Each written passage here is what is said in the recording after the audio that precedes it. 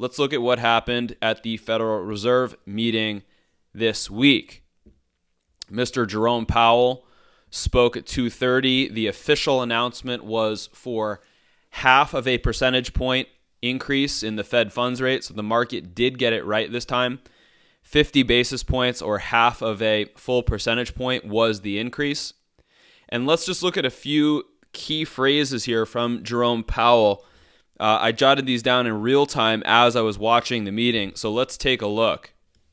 The key phrases: price stability is the responsibility of the Federal Reserve. We have seen this type of sentiment before. This is one of the things that I've been saying, where I feel like he's at least taking a step in the right direction by loudly proclaiming the responsibility here of the Fed for price stability, whereas previous Fed chairmen such as Ben Bernanke and Alan Greenspan have been very quick to dish off the responsibility for price stability onto other entities or organizations.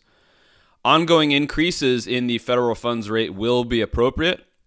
We will continue significantly reducing our balance sheet. We'll take a look at that in one moment.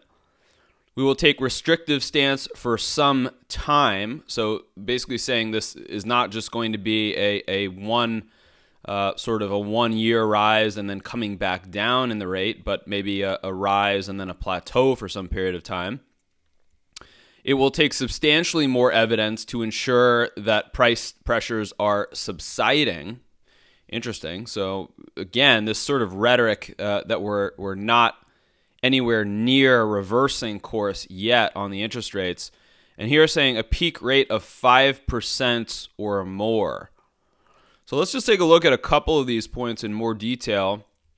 This one, we will continue significantly reducing our balance sheet. Remember, the Fed's only tool is not just interest rates. It's the amount of assets that they're purchasing from, anywhere at this point.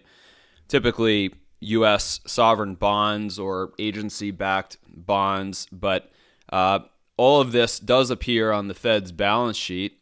And so let's take a look at the Fed's balance sheet, updated here as of last week. Is this actually a significant reduction in the balance sheet, as Powell has claimed here? I don't know yet that I would call this a significant reduction, basically from a $9 trillion balance sheet down here to 8.5. Okay, it's something. It's a step in the right direction, but not anywhere near where the balance sheet was just 2 years ago, let alone 10 or 15 years ago. So we'll see. The Fed has a history here of attempting to lower its balance sheet only to abruptly reverse course when something falls apart within the financial system. So we're kind of getting close to that point now where history would suggest they're about to stop. But that is not what Jerome Powell said here. So we will be watching for the divergence between what the Fed says and what is actually happening behind the scenes going forward.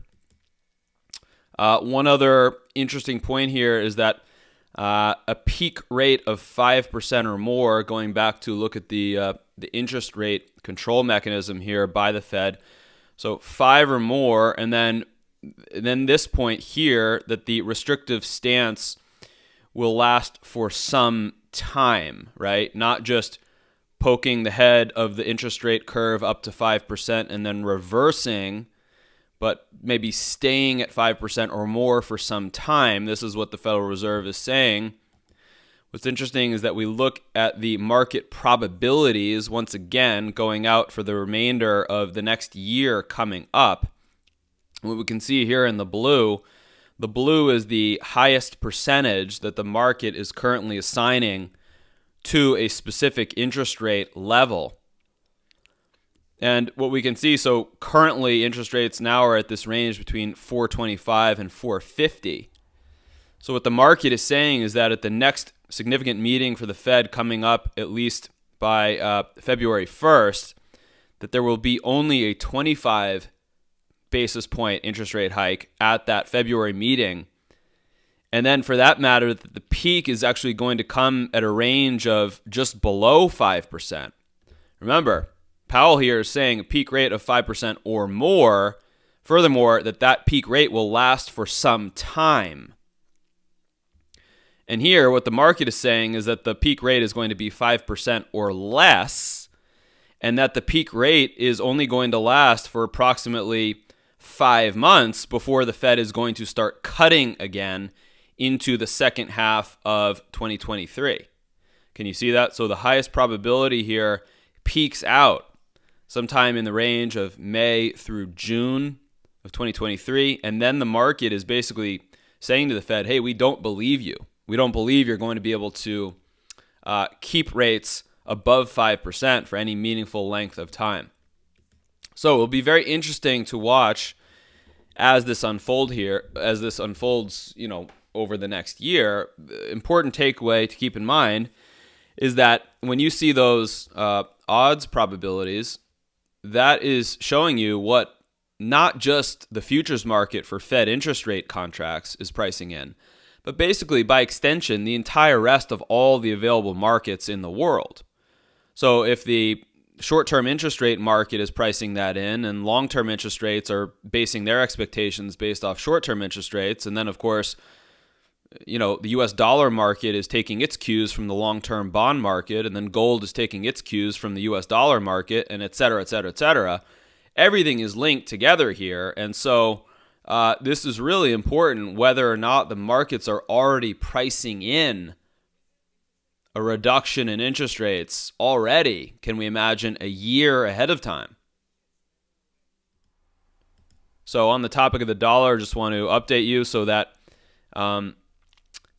stability that we saw in the dollar, and in fact the strength that we saw in the dollar, ironically, even though the news today was the news this last week was dollar negative. Remember, it was dollar negative, so the market had already priced that in. This decline here over the last 3 months in the dollar was the pricing in of the news that we just saw on Wednesday by the Federal Reserve, the lessening of the hike campaign. And so here, although we did see a new nominal low for the dollar right before the Fed meeting, it was quite a significant bounce up to 104.7 by the end of the week. Just want to remind you that we're respecting these former peaks in here on the US dollar, and so this largely explains the setting up for the bounce that is about to unfold. Paying attention, of course, to the key figures, same as last week. Expectation for the dollar looking like this in red, but I actually want to zoom this in so you can see even more closely here. So this peak right here is this peak right here, and so you've got a black band of strong support. More significant support is what I'm making the case for here, really in this range above 101.2, which is that low right there, and you can see it right there on this zoomed in chart. So really anywhere between this swing low and that peak there should be quite significant support for the dollar. Of course, this also representing the 50% retracement from a Fibonacci scale perspective of the entire move from this double bottom here to this peak. So 50% retracement coming smack in the middle of the black band. You also have quite significant trend support. Let's call this a 1.5 year long trend support. Slight fanning out of the lows here, but in the zone between the two blue rising trend lines is trend support, which is meeting with the black support, which is meeting with the Fibonacci support. So back to the big picture chart here, you can see why I strongly believe that a sizable bounce is setting up for the dollar. I don't think this bounce that's coming up is going to take it immediately to new highs, but we'll have to judge the nature of the consolidation that shapes up here following this bounce to ascertain whether or not this is going to lead to a continuation move higher or some sort of rounding over, but more like mid-decade. Bounce to come for now for the next 1 to 3 months, and then we will evaluate what shall become of the dollar at that point. Gold, very interesting situation for gold. And it's really going to be, having just looked at the dollar here, it's going to be, can gold hold where it needs to from a technical basis in spite of this dollar bounce that should be starting any day now? The last 2 weeks have been very good. We talked about this last week. This candle right here with that wick that just briefly pierced the convergence of these two royal blue trends here, briefly pierced and then recovered. And then this last week after the Fed meeting, just touched again. Can you see that? This wick right here. You really have to zoom in close on the charts or move close to the screen for a moment. Not too long, please, but just a moment. And you'll see this wick, so bouncing right where it needed to and closing back above the now valid rising trend once again. And so we have these 2 holiday weeks coming up here. And then that first full week of the new year, which is really the window that I want to give this gold market to prove itself to us here. And if gold can continue to prove itself by holding above 1780, we'll talk about this for a moment, because notice now after the convergence here, we are now diverging on the opposite side of that apex point. But the upper figure is now the one that we are watching most closely. If gold can hold above 1780, currently trading at 1791 in the overnight session moving into Monday morning in Asia. But if gold can hold above 1780 now through that first week of 2023, this is the expected price zone for gold going forward for the remainder of 2023. So you can see the logic behind here. If this, in fact, is going to be a legitimate recovery, and the last 2 weeks have been very, very good to see these wicks just bouncing off this 1780 now support zone. Been very, very good. It's showing me the buyers are showing up where they are supposed to, if we can use that word. Then what it means is that gold is going to follow a trajectory that looks like this for the rest of 2023 and as we head into the very beginning of 2024. So as long as we hold 1780, this is going to be the expected price trajectory, which would be very, very bullish. Because once again, it turns this unfortunate incident here into a false breakdown.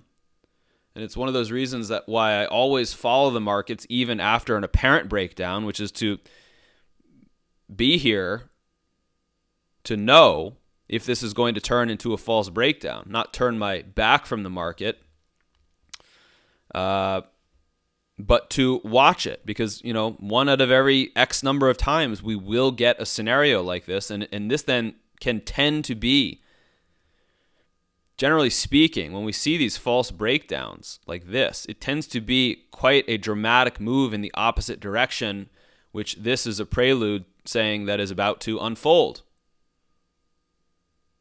So 1780, key level to keep the green scenario in play right now. Let us imagine for a moment that here within the next 2 weeks, some of those bullion banks shove gold below 1780, but it stays above 1770 on the weekly closes, which is going to be this declining resistance line now turned to support because we're on the upper side of it. Let's imagine that, below 1780 and above 1770. What does it open up on the charts? It is this. The opposite side, basically an expanding triangle as opposed to a converging triangle. We can also call this an expanding megaphone in technical analysis. And so what that would set up, and we will know that here within the first few weeks, if we're to see something kind of like this, they shove it down a little bit, but you get bounces above 1770. What that would alert us to coming up for 2023 and into 2024 is going to be behavior more like this, right? And furthermore, it would mean that any eventual break, if it is going to come above the 2075 levels, the former all-time highs, if that is going to come by logical extension of what would now be resistance, that would not be possible basically until late 2024, right? into 2025 on a highest probability. So it would basically mean, if we start seeing failures here at 1780, but a holding of 1770 as we get into the first quarter of 2023 coming up, it tells us gold is going to be more or less consolidative, with quite some swings in here, but more or less consolidative. Now, that's not actually a terrible backdrop for certain segments of the mining industry. But what it takes to be invested in the mining industry, if you're going to have a consolidative gold backdrop, is it takes a fundamental catalyst. You need either a company that's going to engage in aggressive drilling and then show something from it. You need a company that's moving, let's say, to publish its first resource statement ever. Or you need a company, let's say, that's moving from the feasibility stage to the actual production of the metals stage. This kind of price action can be a good backdrop for that. What the markets hate most is uncertainty. It's these kind of washout or threatening washout type moves where you violate trends, where people just throw in the towel and they say, I don't want a part of it. But if you have reasonable certainty here that gold's going to be moving in a range, let's say from 1700 up to 1900 for the next year or two, that can be a good backdrop of stability for the mining sector, I will say. It's certainly not as ideal as the green scenario here, but it's not entirely unwarranted to have exposure in companies that are making fundamental progress in this backdrop. A break below 1770, and so we're talking about a couple levels. They're very close now. I mean, we're only $20 above this, but a break below 1770, especially following that first full week of the new year, opens up the dreaded red scenario, which says basically this was the first hint at a breakdown. This recovery ends up failing, and we round over. Right now, we are in the green territory. I mean, I'm not saying this just to be wishful. We are closing now back above that key support turned resistance, turned back to support. And so we have green as the highest probability, orange is the secondary probability, and red is the least probable scenario. But it's just that these figures are so close still because we're just only a week or two away from the apex point of this consolidation. The more time, the better. The more time, the better that gold can hold above 1780. The better everything looks for the bullish investment thesis on the precious metals and basically the rest of the commodity sector by extension. Can gold stay in this green box even as the US dollar rallies? That's the key question here for the next 1 to 3 months. I mean, if we can see that, right? And so it doesn't even... You don't need gold to move $200 higher as the US dollar is rallying. But if we can just see gold kind of consolidate sideways to slightly upward consolidation, maybe a few more weeks between 1800 and 1775, as the dollar is putting in the most aggressive part of its rally coming up here, that would be very good to see from a gold perspective. To see gold holding its own like that amidst the US dollar backdrop. Guys, if you like the type of analysis you've seen today, you must understand that this is only a snippet of the analysis and forecasts that go out to our premium members. Every single week, for 50 weeks out of the year, premium members get a 1 hour plus video, which covers not only physical gold, not only the US dollar, but physical silver, the rest of the commodity complex, major currency cross pairs, the U.S. stock market, as well as major cryptocurrencies. Not only that, but you receive the exact gold and silver mining companies that we are investing in here. The moment that we make a decision, you get a flash update containing all the research and the buy decision. And then when we decide to sell, you get a flash update the exact moment that we decide to sell. All of this is included in Precious Metals Intelligence Plus. This is our flagship research service for open market gold, silver, and commodity investors. If you are a higher net worth investor, you must comprehend the power of accumulating warrants. Warrants are included in every private placement that we negotiate in the service Elite Private Placements, and you get them for free. Now, the minimum to make a private placement is typically $10,000 Canadian at a time. And because most people can't do that at a time, if you can commit that much capital to an investment, the companies will give you free warrants.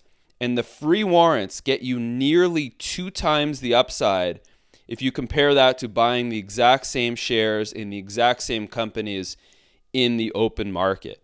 So Elite Private Placements is where we go out and we bring our entire group of investors together and we negotiate terms with the gold and silver mining companies so that we all get better terms on the shares and the warrants together. I put my own money into every one of these placements. We come together and we receive the best possible upside in Elite Private Placements. Something to consider for sure if you are a higher net worth investor. Remember, this includes a free subscription to Precious Metals Intelligence Plus, so you'll never miss anything that goes out there. You'll never miss any of the big picture macro analysis, but you will get that additional upside. If you would like to speak one-on-one to myself, Christopher Aaron, please know that I do consultations with individuals ranging from complete beginners, if you've never bought or sold gold or silver in your entire life, all the way to multi-million-dollar investors who are diversifying a portion of their portfolios across the sector. We sit down just like we are right now. We communicate by phone, by Skype, or in person if you're in my area. And I go over with you from a researched, independent perspective exactly what I would do if I was in your scenario. Once again, it's a very exciting time with the recovery that we see underway in gold. We must continue to monitor this over the next several weeks, and as the new year gets underway, I will see you in the new year, and I want to take the opportunity to wish you and your family a Merry Christmas, Happy Holidays, and I will see you in the new year. From Christopher Aaron here and everyone working behind the scenes at the iGold team.